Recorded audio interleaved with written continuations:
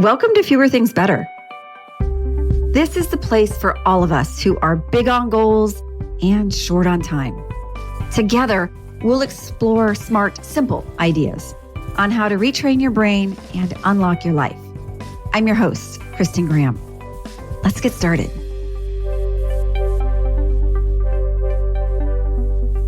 Episode 128. Our brain is one of the hungriest parts of our body. It consumes approximately 20% of all of our energy each day. So all of the thinking and doing and overthinking and overdoing draws down on the energy reserves. Our brain is made up of approximately 100 billion neurons. These neurons are how our brain deploys its plan. Messages travel through our cells, which are out there receiving sensory input from the world around us. And they in turn send motor commands to our muscles and relay electrical signals at every step in between. But like any supercomputer, our brains can get overheated and overwhelmed. The bottom line on top of this episode is that when our mental keys get stuck, try a little tenderness. A quote I've shared before is from writer Anne Lamott that says, "Almost everything will work again if you unplug it for a few minutes, even you." Episode 10 first outlined the impact of all the thousands of decisions we process and ponder each day. Decision fatigue is the term for the deteriorating quality of decisions that one makes after an extended period of time when making a large volume of decisions. That could be in a day, that could be over the course of the week, and sometimes that can happen in a matter of minutes. Decision fatigue can come and go based on the circumstances. Have you ever been in a meeting or a conversation and you're more likely to just agree with what's being said because you no longer have the desire or discipline to continue? Or you find yourself in a grocery store and midway down an aisle and all of a sudden your brain just stops taking messages? It cannot function, must go home. Decision fatigue is more than just a feeling. It has a direct connection to our brain function. Pay attention to when your brain is sending up a white flag. It's a signal that you are entering the deep fatigue phase. And when you're feeling depleted, you're far more likely to be impulsive, passive, avoidant, or influenced by others. So what can you do when you feel the brain drain happening in the moment? This episode offers a few options to help redirect when you hit a cognitive or an energetic roadblock. The first tip comes from episode 33. This is about ridiculously small steps, or RSS. This is an intentional approach to unpacking what is in front of you into tiny, tangible actions. The more micro, the better here. Focus on the immediate action next instead of the entire decision or the extended effort needed. Find an RSS that almost sounds too easy. That's what the ridiculous part means here. For example, look up a phone number, open a new document, and just save it.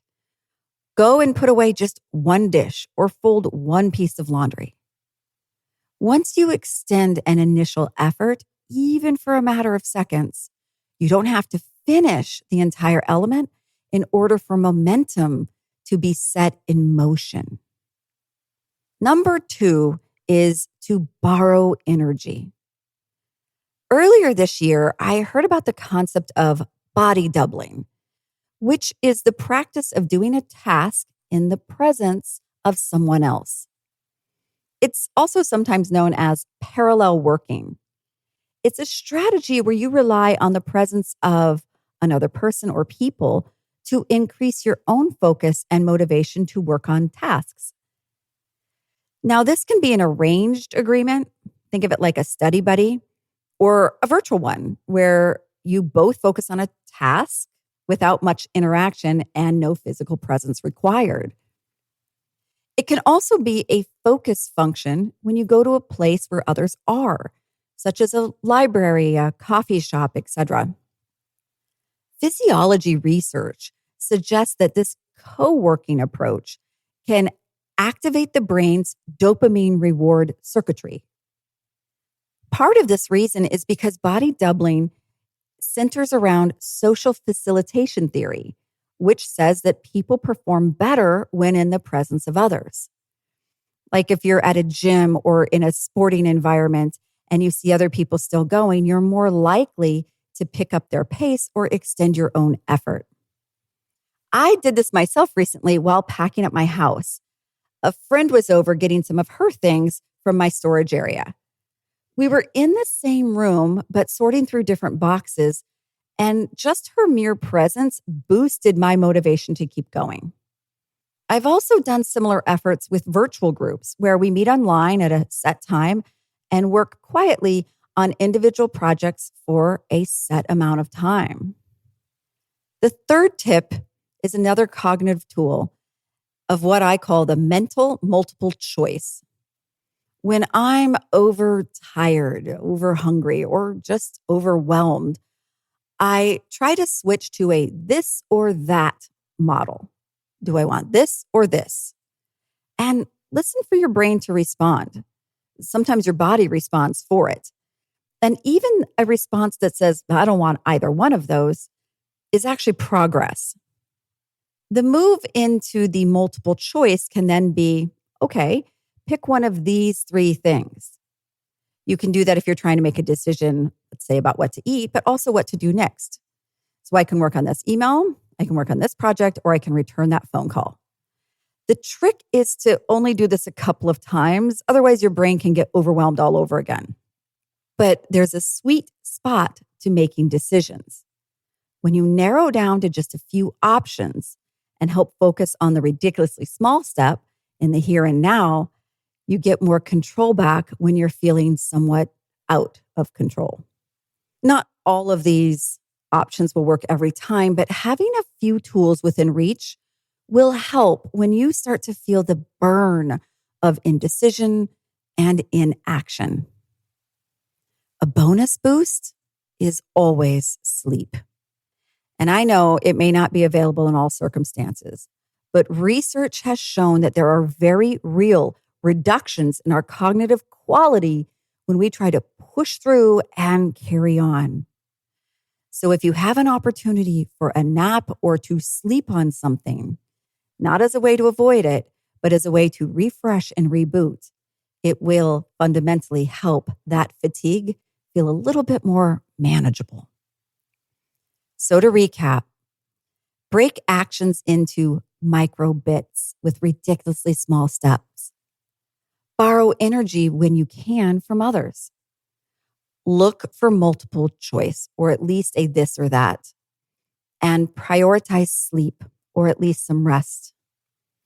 And when in doubt, try unplugging you for a few minutes. We all need to reboot from time to time. So however and whenever you can, take care to take good care.